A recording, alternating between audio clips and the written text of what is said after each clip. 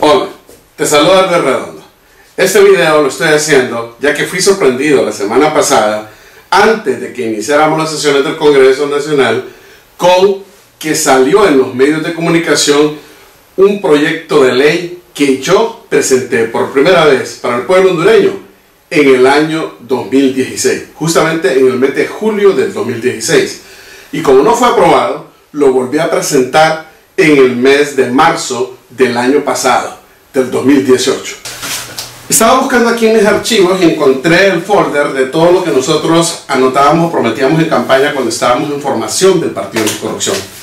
En una visita que hicimos con el ingeniero Salvador Herrala al Hotel Honduras Maya, se nos acercaron unas mujeres, era un evento, un foro de mujeres, y formularon tres preguntas. Las tres preguntas que formularon es, la primera, le preguntaron a Salvador, ¿quién va a ser la primera dama? En aquel entonces Salvador no estaba casado. La segunda pregunta es, o nos dijeron, ¿sabían que la figura de la primera dama no está legalizada y se presta a actos de corrupción? Pues no declaran, no rinden cuentas. Esa fue la segunda cosa que nos dijeron. La tercera cosa es, ¿sabías que la mujer no se reconoce en la Constitución? La respuesta a esas tres preguntas son bien sencillas. En aquel entonces nos tocaba buscar a una persona que desenvolviera o desempeñara las funciones que ha venido realizando o venía realizando la primera dama en la historia democrática de Honduras, inclusive desde antes de la historia democrática de Honduras.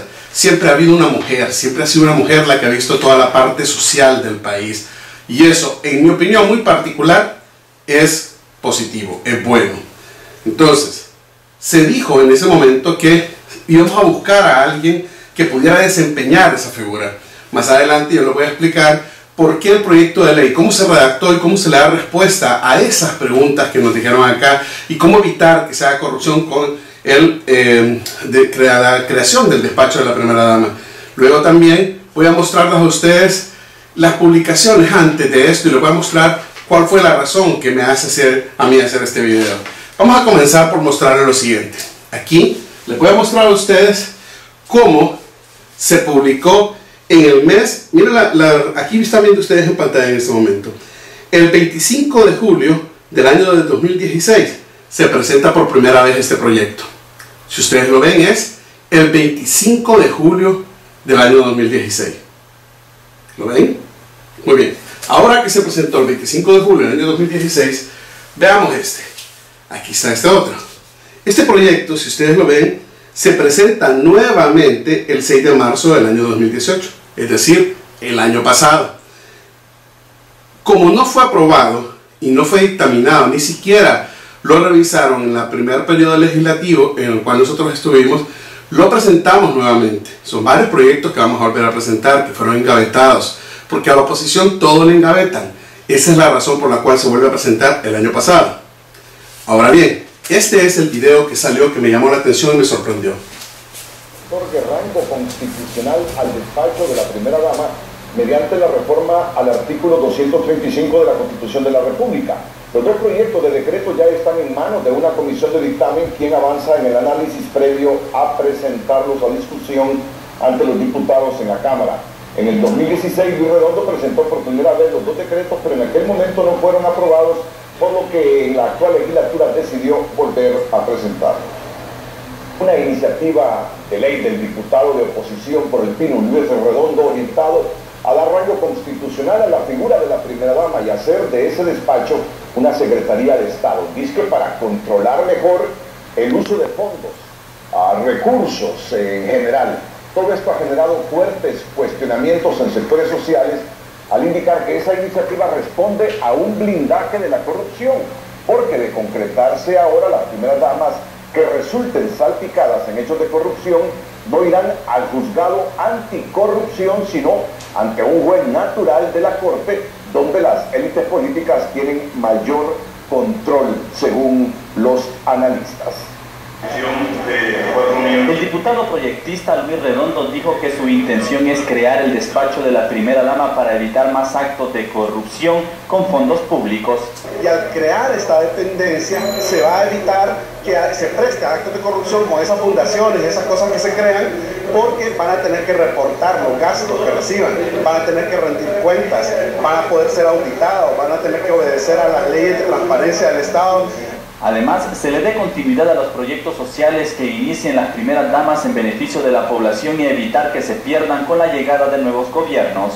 En el fondo de esta declaración, Wilfredo Guevara interpreta que el objetivo es que las primeras damas ya con rango constitucional, en el caso de un requerimiento fiscal, se defiendan con un juez natural que elige la Corte Suprema y no en los juzgados anticorrupción certificados por la MASI, donde se ventila el caso de Rosa Elena Bonilla. Parece que esa ley a rango constitucional para las primeras damas de la nación es de carácter dedicatorio. Es para proteger a X personas, personas naturales. Y se pierde el principio de igualdad, porque ante la ley todos somos iguales.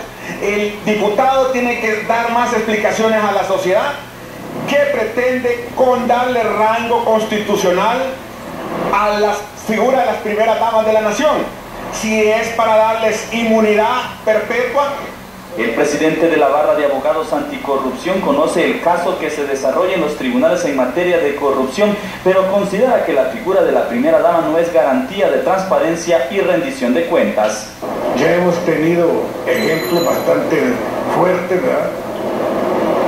El último, pues, por ejemplo, el caso de la señora Rosa de Lugo, que tenía facultades para hacer cuestiones que no le competían a ellas.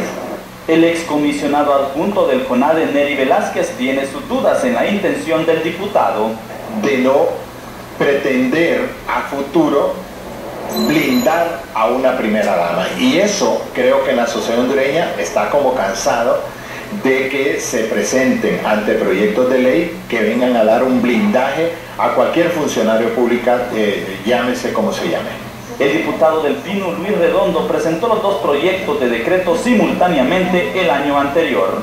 Los dos proyectos de decreto ya fueron remitidos a la comisión de dictamen, los cuales solicitaron una opinión a la Corte Suprema. Como pudieron ver, el más sorprendido de que se presentara en los medios de comunicación después de tanto tiempo y en una fecha en la cual ni siquiera habíamos regresado al Congreso Nacional, porque regresamos la semana pasada y este se presentó un día antes. La gente se ha confundido por este video, la gente se confundió por este video y ha pensado que lo volví a presentar este año y han dado opiniones sin conocer el contenido. Es por ello que explico cuándo se presentó y estoy explicando en este video también las razones por las que se presentó. Ahora les voy a explicar el contenido del proyecto de despacho de la primera dama. Primero, una ley que eleva a rango constitucional y después una ley del despacho de la primera dama. Explico cada una de ellas. Primero, con rango constitucional. Elevar al rango constitucional es para responder a la pregunta número 3 que nos dijeron las mujeres en esa reunión o ese foro de mujeres cuando formábamos el Partido Anticorrupción, a su servidor y a Salvador Nasralla, donde decían: ¿sabías que no existe el rango constitucional? No se reconoce la mujer o la figura de la mujer en la Constitución. Pues bien, aquí se crea este despacho que sí lo reconoce.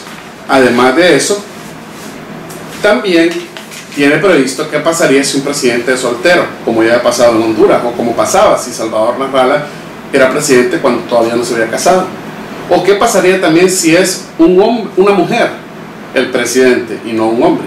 ¿Quién va a hacer la labor social? Aquí está previsto en este proyecto, el cual les leo a continuación. Artículo número 1. Reformar el artículo 235 de la Constitución de la República, el cual en lo sucesivo deberá leerse así. Artículo 235. La titularidad del Poder Ejecutivo la ejerce la representación y para beneficio del pueblo el presidente y en su defecto los designados a la presidencia de la República.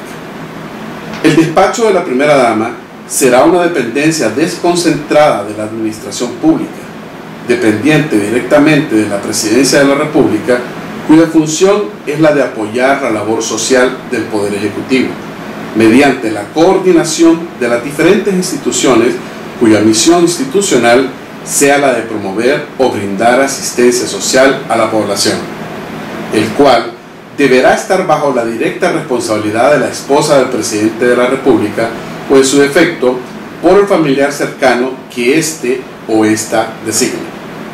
Su organización y funcionamiento y demás aspectos necesarios deberá estar regulado en una ley especial. Artículo 2.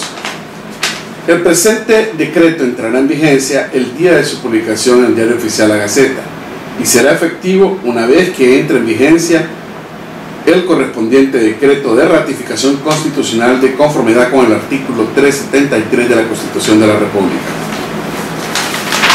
Muy bien, ahora les explico el contenido de la ley del despacho de la primera dama. Tiene un total de 8 artículos. Leamos el primero. Objetivos de la ley. Artículo 1.